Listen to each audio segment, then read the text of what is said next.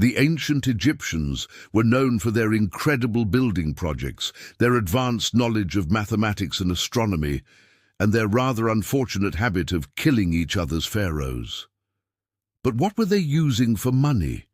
Did they have coins like we do today, or did they use something more exotic like livestock or maybe cowrie shells? Well, it turns out that ancient Egyptians used a surprisingly modern form of currency, one that laid the foundation for the monetary systems used by many other ancient civilizations. Welcome to my channel. Today we're going to be exploring the truth about ancient Egyptian currency.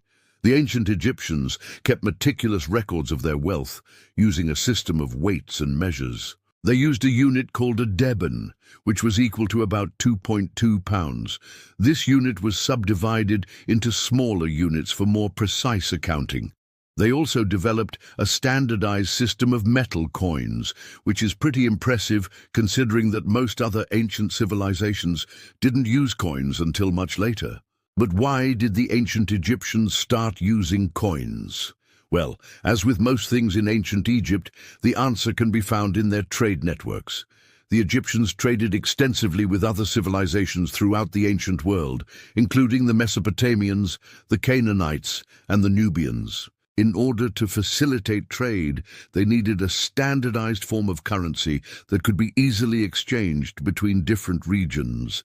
So they started producing coins that featured the pharaoh's image on one side and a symbol of the local region on the other.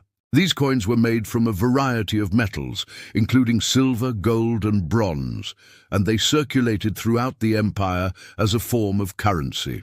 In fact, ancient Egyptian currency had such a profound impact on other civilizations that many of them adopted similar systems of weights and measures, including the Greeks, the Romans, and the Byzantines. Even after the fall of the Western Empire, Egyptian coins continued to circulate throughout the Mediterranean, and it wasn't until the Middle Ages that they were finally replaced by new currencies.